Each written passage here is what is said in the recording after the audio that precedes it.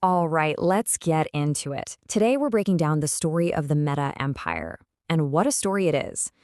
I mean, we're talking about a kingdom built on pure, ruthless ambition, a brush with absolute catastrophe, and honestly, one of the wildest comebacks in the history of tech. Now, this quote, it's not on their office walls, right? But it might as well be. This is basically the unspoken mantra of Mark Zuckerberg, whose empire now literally controls the digital pulse of nearly half the human population. And look at that number, $1.6 trillion. To really wrap your head around that, to understand the sheer scale of this kingdom, you have to go back to its really, really ruthless origins. It all starts with a broken promise in a Harvard dorm room. All right, so let's dive right in. It seems like every great empire has a bit of a shady origin story, doesn't it?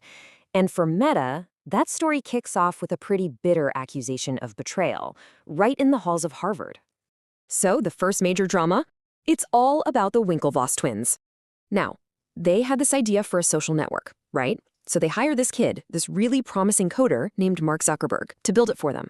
The problem? Well, while they were waiting, he allegedly just stalled their project. And then he launched his own platform, one that looked suspiciously familiar. So, of course, they sued, and it all ended with this settlement, $65 million. And look, back then, that was an insane amount of money, a total fortune. But today, in the grand scheme of what Meta has become, it's barely a rounding error, just the cost of doing business on your way to building a trillion-dollar empire. Okay, so the Winklevoss fight, that was business. But the next betrayal? Ugh, this one was personal. It cut way, way deeper. We're talking about the conflict with his best friend, his co-founder, Eduardo Severin. It's a story that has gone down as one of Silicon Valley's absolute coldest, most legendary power plays. See, Eduardo wasn't just some guy. He was the first investor.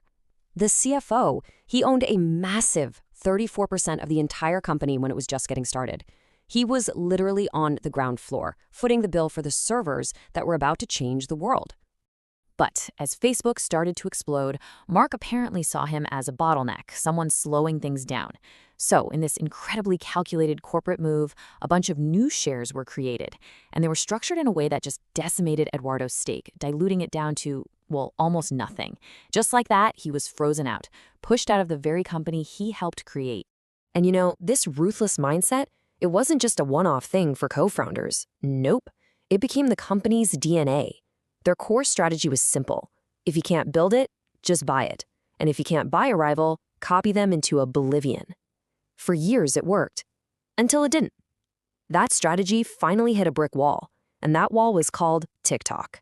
See, TikTok wasn't just another app. It was a full-blown existential threat. This was the one challenger that Meta couldn't just write a check for, and they were really struggling to copy its magic. And for the very first time, Zuckerberg's empire was actually losing the most important battle there is in the digital age, the war for your time and attention. And then things got really bad. The whole crisis came to a head in 2022 in the most dramatic way possible. Meta stock didn't just drop, it cratered. It was the single largest one-day loss of value in the history of the stock market. Everyone was watching, and the story was the same everywhere. The empire was finally crumbling. But here's the thing. Mark Zuckerberg, he didn't blink. He didn't sell off assets. He didn't panic. Instead, he did the opposite.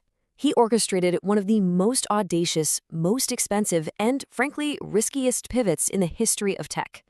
So what did he do? First, he doubled down, pouring billions and billions of dollars into his big metaverse dream. And for a while, it looked like an absolute disaster, just a colossal failure. But here's the genius part. He took all that incredibly expensive, powerful computing infrastructure that he built for that failing project, and he pointed it at a brand new target, generative AI.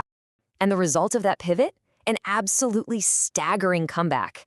Suddenly, by plugging this new, super powerful AI into things like Instagram Reels, Meta's algorithm could figure out what you wanted to see next with almost scary accuracy. They were directly taking on TikTok's secret weapon. It didn't just stop the bleeding, it put them back on top. And that number you see, 3.29 billion, that's how many people use his apps every single day.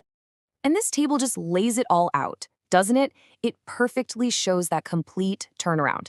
I mean, look at this. From a market cap under $300 billion all the way up to $1.6 trillion. From users stagnating to blowing past previous records. This entire recovery, every bit of it, was fueled by that one massive bet, shifting from the metaverse to an AI-first world. So what's the big takeaway here? It's that Mark Zuckerberg isn't that boy genius in a hoodie anymore. That version of him is long gone. No, he's evolved into something else entirely. He's a battle-hardened survivor. Think about everything he's outlasted. Massive scandals, multi-billion-dollar government fines, countless lawsuits, and the rise and fall of his biggest rivals. At this point, his story is basically a masterclass on what ruthless adaptation looks like. And that really gets to the heart of the whole thing, the central paradox of Meta, right? You might not like him, you might not trust him or his company, but the platforms he built are so deeply woven into the fabric of our lives that they're almost impossible to avoid. So, we're left with this one big, provocative question. Yeah, the story of Meta is a lesson in survival and adaptation, but what happens? What does it mean when one survivor, one company, ends up controlling the attention of nearly half the entire world? That's the question we have to grapple with when we think about the future of our digital lives.